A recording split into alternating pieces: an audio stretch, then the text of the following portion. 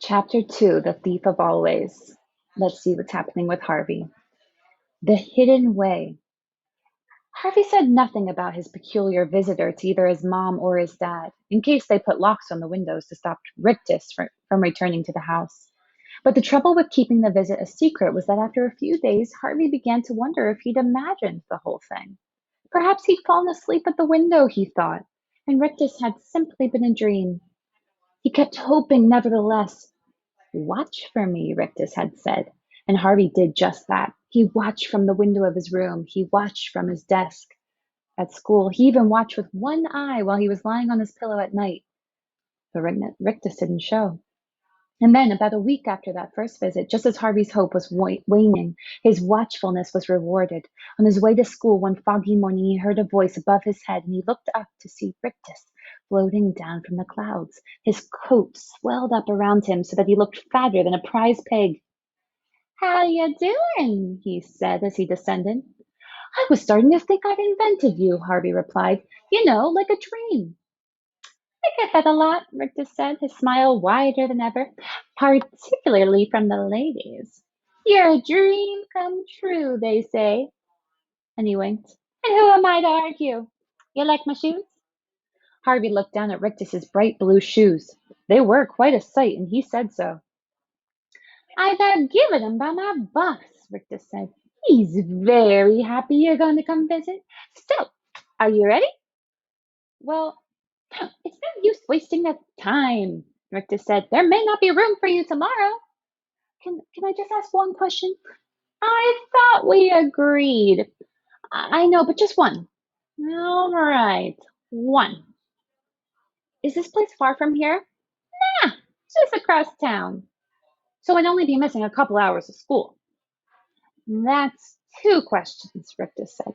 "No, I'm just thinking out loud." "Hmm, look, I'm not here to do a great song and dance persuading you. I got a friend called Jive that does that. I'm just a smiler. I smile and I say, 'Come with me to the holiday house.' And if folks don't want to come, hey, is their hard luck." With that, he turned his back on Harvey. "Wait," Harvey protested. I want to come, but just for a little while." "You can stay as long as you like," Rictus said. "Or as little. All I want to do is take that glum expression off your face and put one of these up there." His smile grew even larger. "Is there any crime in that?" "No," said Harvey. "That's no crime." "I'm so glad you found me. I really am."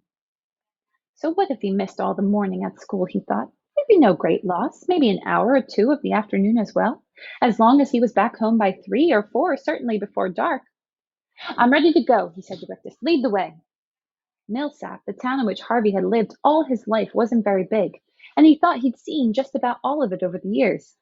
But the streets he knew were soon behind them, and though Rictus was setting a fair speed, Harvey made sure he kept a mental list of landmarks along the way in case he had to find his way home on his own. A butcher's shop with two pigs' heads hanging from the hooks, a church with a yard full of old tombs beside it, and a statue of some dead general covered from hat to stirrups in pigeon dung. All these sights and more he noted, filed away. And while they walked, Rictus kept up a stream of idle chatter.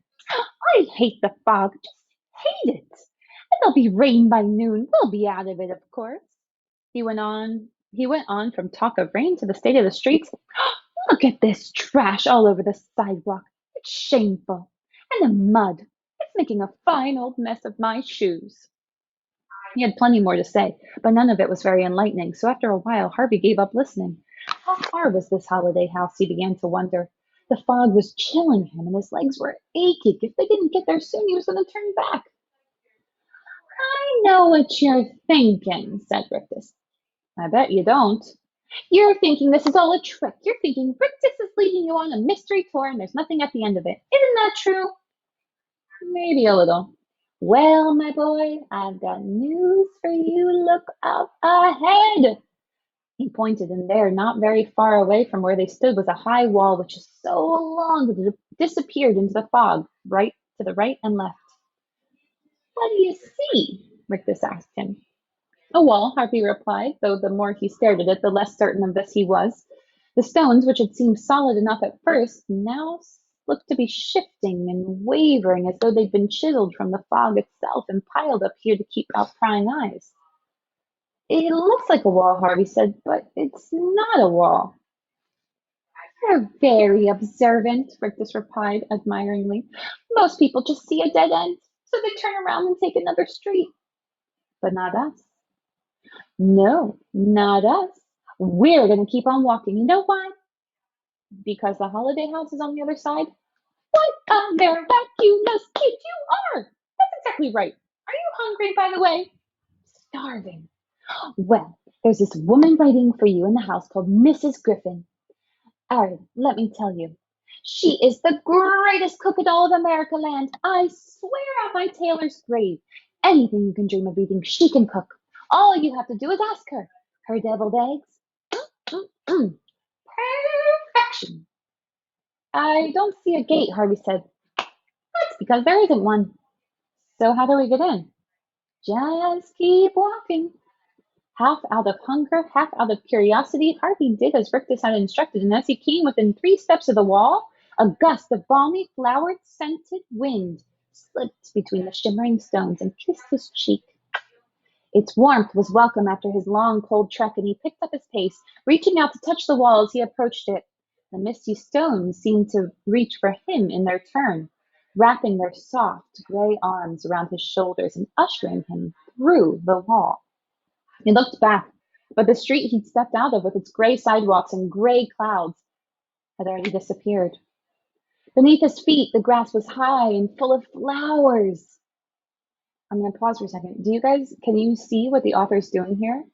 I feel like there's 2 different worlds. There's this gray street, gray world that Harvey was in February, this beast, this gray, gray, gray. And then all of a sudden he crosses over and it's green and it's lush and it's colorful and flowery. I can picture it in my mind, these 2 separate spots. He looks back, but the street he'd stepped out of, with its gray sidewalks and gray clouds, had already disappeared. Beneath his feet, the grass was high and full of flowers. Above his head, the sky was midsummer blue, and ahead of him, set at the summit of a great slope, was a house that had surely been first imagined in a dream. He didn't wait to see if Rictus was coming after him, nor to wonder how the gray beast February had been slain and this warm day risen in its place. He simply let out a laugh that Rictus would have been proud of, and hurried up the slope and into the shadow of the dream house. Chapter 3. Pleasure and the Worry. What a fine thing it would be, Harvey thought, to build a place like this, to drive its foundations deep into the earth, to lay its floors and hoist its walls, to say, where there was nothing, I raised a house. Ah, that would be a very fine thing. It wasn't a puffed up peacock of a place either. There were no marble steps, no fluted columns. It was a proud house, certainly, but there was nothing wrong with that. It had much to be proud of. It stood 4 stories high and boasted more windows than Harvey could have readily counted. Its porch was wide as were the steps that led up to its carved front door. Its slated roofs were steep and crowned with magnificent chimneys and lightning rods. Its highest point, however, was neither a chimney nor a lightning rod, but a large and elaborately wrought weather vane, which Harvey was peering up at when he heard the front door open and a voice say, "Harvey Swift, as I live and breathe." He looked down, the weather vane's white silhouette still behind his eyes, and there were on the porch stood a woman who made his grandmother, the oldest person he knew, look young. She had a face like a rolled up ball of cobwebs from which her hair, which could also have been spider's work, fell in wispy abundance. Her eyes were tiny and her mouth tight, her hands gnarled. Her voice, however, was melodious and its words welcoming. "I thought maybe you'd decided not to come," "Oh," she said, picking up a basket of freshly cut flowers she left on the step, "which would have been a pity. Come on in. There's food on the table. You must be famished." "I can't stay long," Harvey said. "You must do whatever you wish," came the reply. "I'm Mrs. Griffin, by the way." "Yes, Rictus mentioned you." "Oh, I hope he didn't bend your ear too much. He loves the sound of his own voice, that and his reflection." Harvey had climbed the porch steps by now and stopped in front of the open door. This was a moment of decision, he knew, though he wasn't quite certain why. Hmm, we're learning something. We're learning something. Harvey's realizing that this is a decision that he's making here. Step inside, Mrs. Griffin said, brushing a spider hair back from her furrowed brow. But Harvey still hesitated, and he might have turned around and never stepped inside the house except he heard a boy's voice yelling, I getcha! I getcha! Wendell, Mrs. Griffith said, are you chasing the cats again? The sound of laughter grew even louder, and it was so full of good humor that Harvey stepped over the threshold and into the house, just so that he could see the face of a donor. He only got a brief look. A goofy, bespectacled face appeared for a moment at the other end of the hallway. Then a piebald cat dashed between the boy's legs, and he was off after it, yelling and laughing again. Oh, he's such a crazy boy, Mrs. Griffin said. But all the cats just love him. The house was more wonderful inside than out. Even on the short journey to the kitchen, Harvey glimpsed enough to know that this was a place built for games, chases, and adventures. It was a maze in which no two doors were alike. It was a treasure house where some notorious pirate had hidden his blood-stained booty. It was a resting place for carpets flown by jinns and boxes sealed before the flood where the eggs of beasts that the earth had lost were wrapped and waiting for the sun's heat to hatch them. It's perfect, Harvey murmured to himself. Mrs. Griffin caught his words. Nothing's perfect, she replied. Why not? Because time passes, she went on, staring down at the flowers she cut. And the beetle and the worm find their way into everything sooner or later. Hearing this, Harvey wondered what grief it was that Mrs. Griffin had known or seen to make her so mournful, so sad. I'm sorry, she said, covering her melancholy with a tiny smile. You didn't come here to listen to my dirges. You came to enjoy yourself, didn't you? I guess I did, Harvey said. Readers, we are learning so much right now alongside of Harvey. We're learning so much about the house. We're learning about Mrs. Griffin. We might be even noticing things that Harvey's not noticing yet by what we just read. So let me tempt you with some treats. Harvey sat himself down at the kitchen table. Within 60 seconds, Mrs. Griffin had set a dozen plates of food in front of him. Hamburgers, hot dogs, and fried chicken, mounds of buttered potatoes, apple and cherry and mud pies, ice cream and whipped cream, grapes, tangerines, and a plate of fruits he couldn't even name. He set to eating with gusto and was devouring his second slice of pie when a freckled girl with long, frizzy blonde hair and huge blue-green eyes ambled in. You must be Harvey, she said. How'd you know? Wendell told me. How did he know? Just heard. Well, I'm Lulu, by the way. Did you just arrive? No, I've been here for ages, longer than Wendell, but not as long as Mrs. Griffin. Nobody's been here as long as she has. Isn't that right? Almost, said Mrs. Griffin a little mysteriously. Do you want something to eat, sweetie? Lulu shook her head. No, thanks. I haven't got much of an appetite at the moment. She nevertheless sat down opposite Harvey, stuck her thumb in the mud pie, and licked it clean. Who invited you here? She asked. A guy called Rictus. Oh, yeah, the one with the grin. That's him. He's got a sister and two brothers, she went on. Something else we're learning. You've met them then? Not all of them, Lulu admitted. They keep themselves to themselves. But you'll meet one or two of them sooner or later. I don't think I'll be staying. I mean, my mom and dad don't even know I'm here. Sure they do, Lulu replied. They just didn't tell you about it. This confused Harvey, and he said so. Call your mom and dad, Lulu suggested. Ask them. Can I do that? He wondered. Of course you can, dear, Mrs. Griffin replied. The phone's in the hallway. Carrying a spoonful of ice cream with him, Harvey went to the phone and dialed. At first there was a whining sound on the line as though a wind were in the wires. Then, as it cleared, he heard his mom say, who's this? Before you start yelling, Oh, honey, his mom cooed. Did you arrive? Arrive? You are at the holiday house, I hope. Yes, I am, but oh, good, good. I was worried maybe you'd lost your way. Do you like it there? You knew I was coming? Harvey said, catching Lulu's eye. Told you, she mouthed. Of course we knew, his mom went on. We invited Mr. Rictus to show you the place. You looked so sad, you poor lamb. We thought you needed a little fun. Really? Harvey asked, astonished by his turn of events. We just want you to enjoy yourself.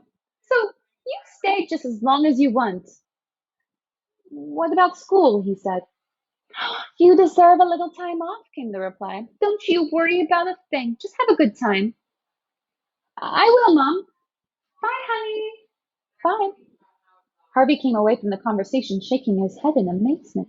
You were right, he said to Lulu. They arranged everything.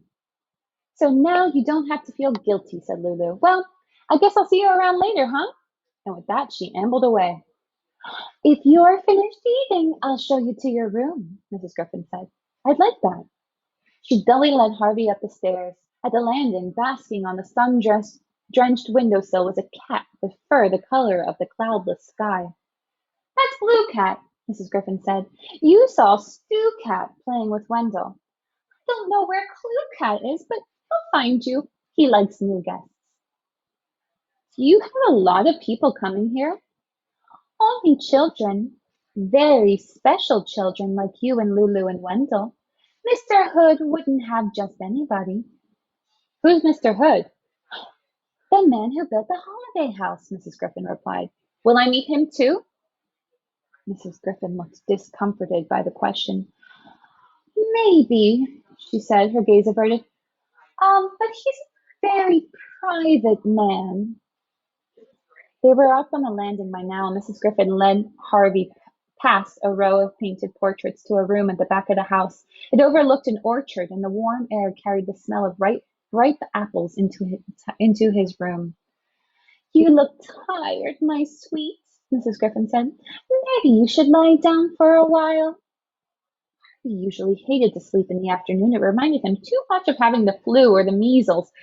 But the pillow looked very cool and comfortable, and when Mrs. Griffin had taken her leave, he decided to lie down just for a few minutes.